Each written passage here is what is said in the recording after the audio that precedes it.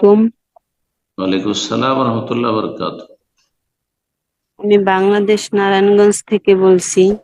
জি বলেন। আমি একটা মেয়েকে অনলাইনে পড়াই।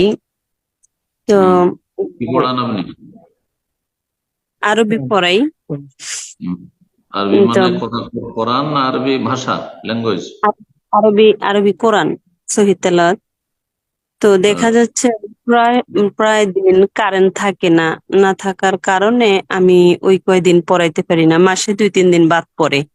তো এমত অবস্থা আমি কি পুরা বেতন নিতে পারবো কিনা, এই একটা বিষয়। আরেকটা হচ্ছে আমি দেখা গেছে পড়াইতে প্রস্তুত ছিলাম, কিন্তু আমার ছাত্রী কোনো না কোনো কারণে পড়তে পারে নাই। এমত অবস্থা আমি পূর্ণ বেতন গ্রহণ করতে পারবো কিনা? আল্লাহ রাব্বুল আলামিন কোরআনে কারিমে একটি আয়াত বলেছেন, তাতে এর জবাব রয়েছে। জি, লা তাকুলু আমওয়ালাকুম বাইনাকুম বিল বাতিল ইল্লা আন তাকুনা তিজারাতান তারাদিম মিনকুম।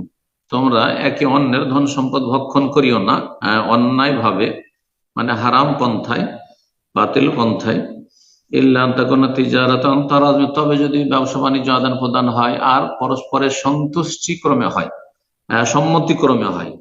তো এই ক্ষেত্রে ধরেন মাসে 2 দিন 3 দিন আপনি হয়তো বিদ্যুৎ না থাকার কারণে পড়াতে পারলেন না, এতে আপনার ছাত্রীরা বা ছাত্রীর অভিভাবক বা যে রয়েছে তারাই কথা বলবে না যে না তাহলে বেতন আমরা কম দিব, কারণ পড়াইনি 2-4 দিন, এমনটা বলছে না, তারা দিয়ে দিচ্ছে সন্তুষ্ট চিত্তে, সুতরাং জায়েজ।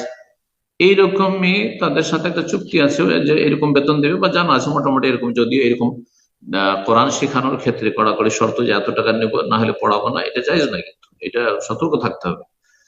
গরিব মানুষ যদি থাকে তাদের খেয়াল রাখতে হবে। আপনার সংসার আছে কিন্তু গরিব মানুষ থাকলে খেয়াল রাখতে হবে, যারা সচ্ছল তারা স্বতঃস্ফূর্ত ভাবে একটু বেশি দেবে ইত্যাদি। তো যাই হোক, আর তার পক্ষ থেকে, ছাত্রীর পক্ষ থেকে যদি এ থাকে যে মাঝে মাঝে বিভিন্ন ওজোরের কারণে লেখাপড়া করতে পারলো না বা ক্লাসে অ্যাটেন্ড করতে পারলো না, সেক্ষেত্রে তো কোনো আপত্তি নেই, আপনি নিতে পারেন, কারণ আপনি প্রস্তুত আছেন আর সে পড়তে আসেনি। কিন্তু আপনি যেদিন আপনার ওজোরের কারণে আপনি কোথাও চলে গেলেন সফরে, অথবা আপনি এদিক ওদিক গেলেন, অথবা আপনার কারেন্টে সেজন্য পড়াইতে পারলেন না, এই ক্ষেত্রে তাদের কাছ থেকে একটা অন্তত সাধারণ অনুমতি থাকতে হবে, কমন পারমিশন, যে বেতনে কোনো রকম আপত্তি নেই, বেতন পুরোটা দিতে। যদি তাদের আপত্তি থাকে তখন নাজায়েজ হবে, আর সাধারণত আপত্তি হওয়ার কথা নয় 2 দিন 3 দিন হইলে। সুতরাং জায়েজ। আল্লাহ তাআলা আ'লাম। বারাকাল্লাহ।